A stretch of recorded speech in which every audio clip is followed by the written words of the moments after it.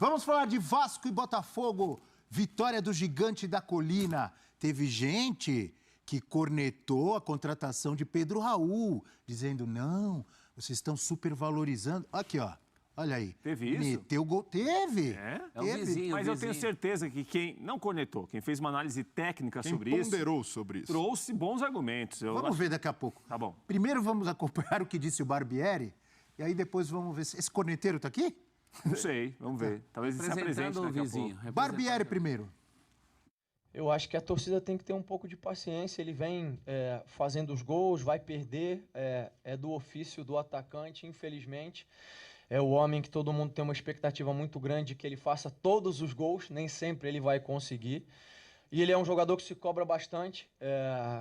Em jogos em que ele não fez gol ou situações em que ele teve a oportunidade, ele fica chateado, fica frustrado. Mas é um jogador que já tem uma maturidade, sabe que as coisas... vem com o tempo, peço para a torcida apoiar. Aliás, eu falei isso na minha chegada, a torcida do Vasco é uma torcida fantástica, é uma torcida que ajudou demais o Vasco na temporada passada e é uma torcida que tem tudo para ajudar demais nessa temporada. Eu falei isso para os jogadores, não tenho receio de falar para fora, vai ser uma temporada difícil, vai ser uma temporada com muitos desafios, né? Eu faço um paralelo em que... a gente não está caminhando na Vieira Solto, onde a calçada é linda e não tem buraco. A gente ainda está na Avenida Brasil, tem buraco pra caramba. Olha, o Barbieri dando uma aula ali. Dando recado para a prefeitura da cidade, né? É bom você pavimentar melhor. Não tem que cuidar só do Leblon, da Vieira Solto, foi o que eu entendi. Isso é do nosso tempo de banco imobiliário, não? Banco imobiliário, não é? Tinha Vieira Solto, Leblon. Cobertura na Vieira Sul. Exatamente. Poderia ter feito mais gols, números de Pedro Raul. O Barbieri defendendo ali o seu atacante, o seu pupilo que acaba de chegar, contra corneteiros que ficam falando mal do rapaz, que acabou de chegar para ajudar o Vasco da Gama. Então tá aí, 6 jogos, 3 gols, 13 grandes chances e 10 grandes chances perdidas. Isso aí, esse destaque aí, foi algum corneteiro que colocou. Esse destaque aí complicou, Esse destaque acabou com o meu discurso. Esse destaque aí complicou, hein? 3 delas contra o Botafogo. Exato. Mas esse cálculo é muito simples. O que ele não fez, perdeu. E perdeu bastante. E perdeu Deus fáceis, né? Mas ajudou a decidir? Olha aí, seu Abel Neto. Olha essa, Abel. Acontece. Essa é indefendível, como diria o outro, hein? Acontece. Qual a sua análise do jogo, da performance do Vasco, que tinha feito um bom primeiro tempo, mas acabou derrotado contra o Fluminense no fim de semana passado? E é importante, finalmente, conseguir aí uma vitória no Clássico.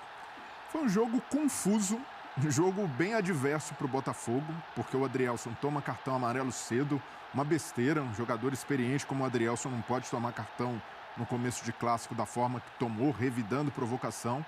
E aí, em seguida, o Vasco faz uma grande jogada, o Barros tem sido um dos destaques do time, grata surpresa da base, entrando com personalidade, acha um passe, rasgando a defesa do Botafogo, Alex Teixeira recebe, o Adrielson puxa e aí o árbitro deu vermelho direto, e com razão, porque se não segura o Alex Teixeira, ele pararia dentro do gol.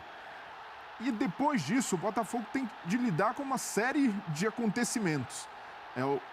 O Felipe Sampaio entra para substituir o Adrielson, acaba se sentindo mal, tem de sair, entra o Joel Carli, que comete um pênalti que é anulado, mas na sequência o Rafael é expulso também. O Rafael, merecidamente, uma expulsão infantil. Está mal há algum tempo já, né, Beda? Até agora a passagem dele pelo Botafogo é uma passagem decepcionante, né? Decepcionante, e a torcida do Botafogo acredita muito nele, mas toda a oportunidade que tem, o Rafael até passou muito perto de ser expulso em outros jogos do Botafogo, aconteceu nesse e o Botafogo acabou sofrendo. Ali o Vasco já tinha uma proposta de jogar com a bola, de atacar, e aí castigou demais o Botafogo, mesmo não sendo uma partida exuberante no aspecto ofensivo do Vasco, até produziu mais contra o Fluminense, mas foi o suficiente para construir a vitória, para achar o gol no segundo tempo. O Vasco aumentou essa pressão, o Barbieri mexeu no time, colocou uma formação ainda mais ofensiva com o Eric Marcos e o Nenê, mas é uma vitória importante para o Vasco,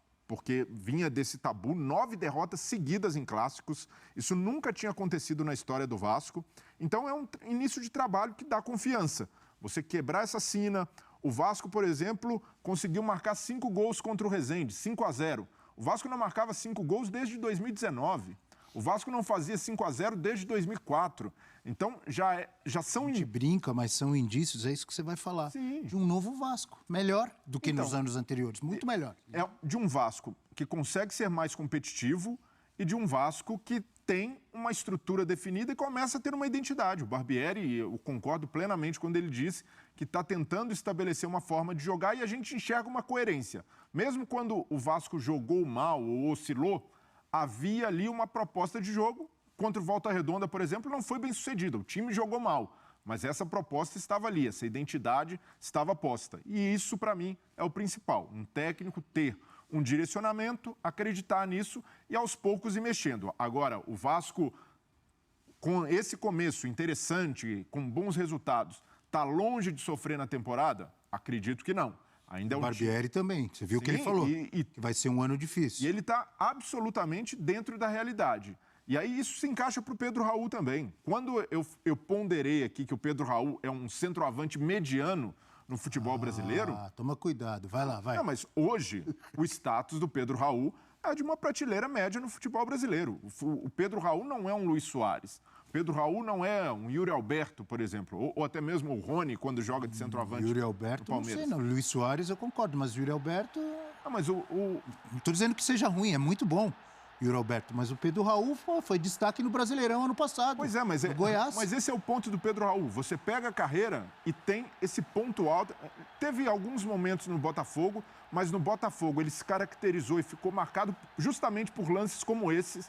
Perder gols inacreditáveis. O centroavante não pode perder um gol desse num clássico.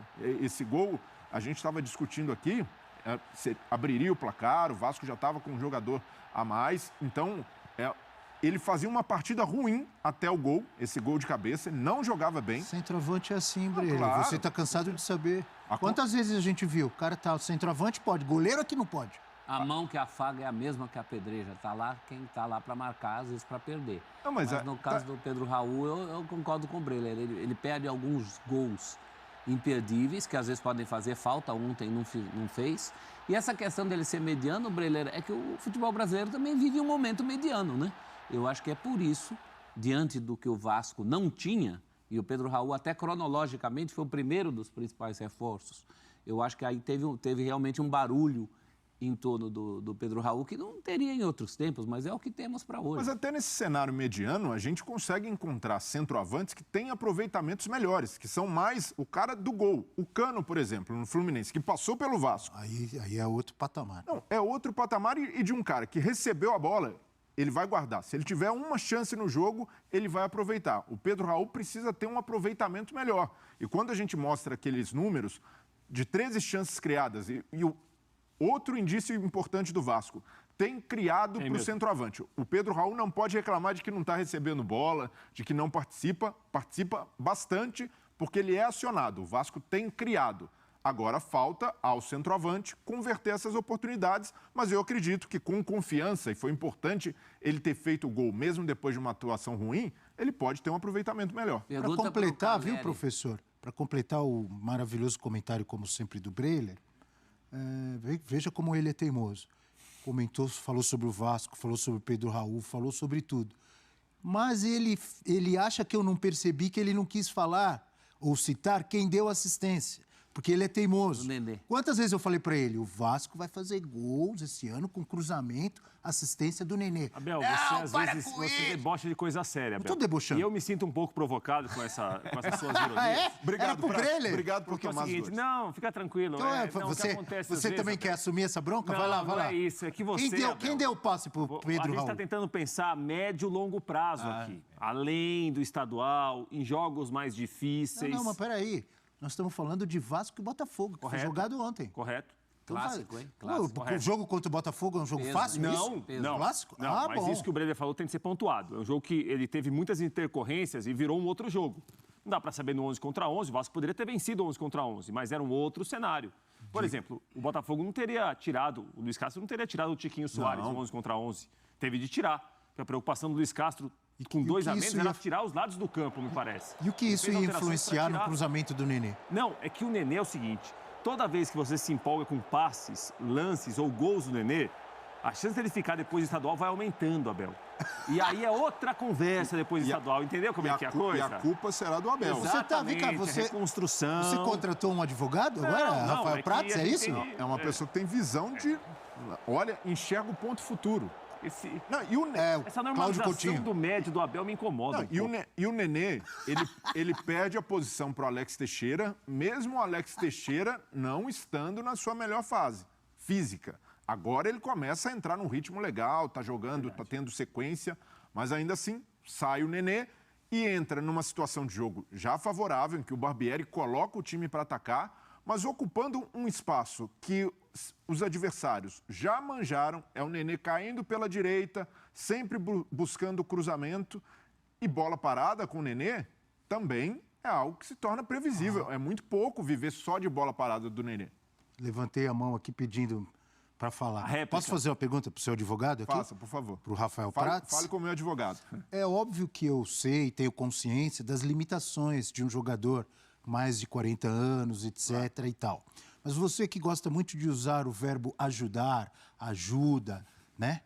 Um jogador, num futebol de hoje em dia, em que vários jogos são decididos em bola parada, em bolas cruzadas, o Nenê não pode, às vezes, ser útil e ajudar o Vasco, como ajudou ontem? A pergunta é séria. Espero uma resposta séria do senhor. A resposta vai ser com uma outra pergunta. Você, sinceramente, Abel, olhando, como diz outro, para a câmera da verdade, você acha que o Nenê vai aceitar essa história de ficar 15 minutos entrando em um jogo para bola parada? Aí é outra questão. Que para dar um field goal, como se fosse futebol americano. O Vasco está em outro momento de clube, está em outro momento de realidade. Acho que o Vasco tem de pensar mais à frente. Isso tem de ter respeito pelo Nenê, pelo jogador que ele é, pela história que ele construiu. É uma história do Vasco, muito jogando Série B, entre Série B e Série A, mas é a realidade que o clube se colocou nos últimos anos. Mas eu acho que tem de se pensar mais à frente. Tem de se pensar em um time muito competitivo, em um time que tem uma exigência alta para jogar, para marcar quando perde a bola, que procura muitos dos lados do campo com jogadores geralmente rápidos pelos lados também.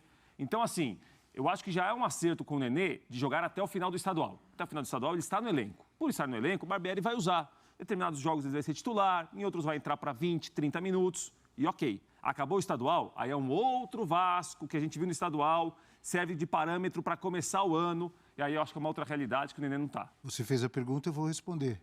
Ele tem que aceitar, ele não é mais um garoto, o Vasco vive um outro momento, se a condição é essa, jogar meia hora, entrar no segundo tempo, ele tem que aceitar. Vai ser relacionado algumas vezes. Ele tem que aceitar. É o que resta. Você não respondeu. Altura da vida. Você não respondeu minha pergunta. Sim ou não? Ele pode ajudar ou não? Não.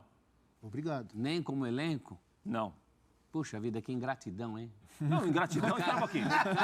Espera um pouquinho. Toma! Espera um pouquinho. Costas há 4 anos, então, pelo menos. Toma! O que é carregar o time nas costas, professor? É jogar sozinho. Só ele é capaz de fazer certos lances nesse. Hoje não. Hoje o Vasco ainda tem. Eu também acho. Tem mais opções. Mas até 3 meses atrás, Ele era o único que fazia isso. O Vasco foi generoso com o Nenê, deixou ele saborear um pouquinho do filé mignon depois de ter ruído o osso, tá? Vai fazer... Agora chega, agora tira o prato dele, fala, agora chega. Não, mas os objetivos são diferentes. Vocês estão tratando a permanência do Nenê como uma ameaça. Não é bem isso. Vocês estão muito agressivos. É carnaval, gente. Abram o coração. Pra quem não é vascaíno, me parece O ótimo. esquema da Alessandro no Inter, ali no fim, não rola. Você gostou, professor? No fim? Não. Elton Esse é o Serra! problema. Elton Esse é o Serra problema. pede a palavra. Diga, Elton. Gente, é carnaval, vocês estão muito rancorosos, vocês estão muito Isso, Elton. levando a coisa a ferro e fogo. Yeah. Traga Calma, a a gente alegria está da ainda boa no mês de terra aqui, fevereiro. Faltam 10 meses para acabar o ano ainda. A questão do Nenê, E na quando acabar o temporada ano, o passada, Nenê terá 42. A gente... mas enfim, isso caiu já, viu, Breler? Olha quanto jogador acima de 30, 32, 35 anos estão jogando em alto nível. E a gente está vivendo na década de 90 ainda, quando os caras fazem 30 anos. E parece que acabou o futebol, né? Parece que eles não jogam mais, que tem que se aposentar. Tudo bem, Nenê vai chegar aos 42. Mas quando o jogador consegue cuidar do seu corpo, a idade hoje no futebol, onde a medicina está muito presente e de maneira bem avançada em relação, inclusive, a outras áreas da nossa sociedade, infelizmente, né? Mas hoje a gente olha para a idade com menos, digamos, o critério principal para o jogador estar ou não numa equipe. A questão do Vasco, para mim, isso vale também para o próprio Pedro Raul. O Vasco está se transformando, está saindo de uma equipe que muitas vezes, e até na Série B foi assim, de ser uma equipe reativa para ser uma equipe propositiva, equipe mais com a bola. Equipe que tem mais a bola, o jogador corre menos. Ele ocupa melhor os espaços. O Nenê joga mais próximo da área porque o time não precisa jogar com linha baixa para tentar jogar no contra-ataque. E para o cara não ficar no impedimento, ele vai ter que voltar lá para a intermediária e esse vai-vem vai cansar o jogador. Isso vale para o Pedro Raul também, porque o Goiás, no ano passado, ele fez 26 gols na temporada. 7 foram no estadual, 19 no brasileiro. A maioria de um time que jogava de maneira reativa, jogava com campo aberto, jogava no contra-ataque, era só bola nele. Agora, com o Vasco, a tentativa do Barbieri ter um time mais propositivo, ele está jogando em espaço curto. Eu acho que ele está tentando se adaptar também a esse estilo de jogo. Primeiro semestre, fevereiro, enfim, Florida Cup, tudo isso serve para essas questões se amadurecerem pro brasileiro. Aí eu acho que a cobrança e tudo isso que a gente está falando aqui numa sexta de carnaval, lá em abril, maio, junho, aí sim eu acho que tem muito mais peso do que no mês de fevereiro. Mas o Rafael Prats ele já está pensando em agosto. Debate muito rico. Eu achei, sinceramente, que eu já estava nas cordas. Quando eu fiz a pergunta para o Breler e o Prats entrou, me apunhalando, falei, perdi. Não, professor entrou, Elton apareceu, pronto, estão os dois na lona. Viramos. Então, viramos o jogo. Mas temos que falar temos que falar do Botafogo, mas o senhor quer complementar? Vai lá. Vocês estão com um reforço bom. Vocês trouxeram quase o Don King aí agora no meio da luta. Vocês arrumaram um promotor excelente. O Elton é muito bom. Mas muito bom, muito boa a nossa análise. Vamos acompanhar o que vai acontecer com o Vasco e com o Nenê daqui para frente, para ver quem é que vai levar Vasco, Abel. mais Vamos acompanhar pancada. o Vasco. Clube de Regatas Vasco da Gama. Nenê faz parte. Ele tá no elenco. A torcida gosta dele. Agora que tem companhia... Agora que tem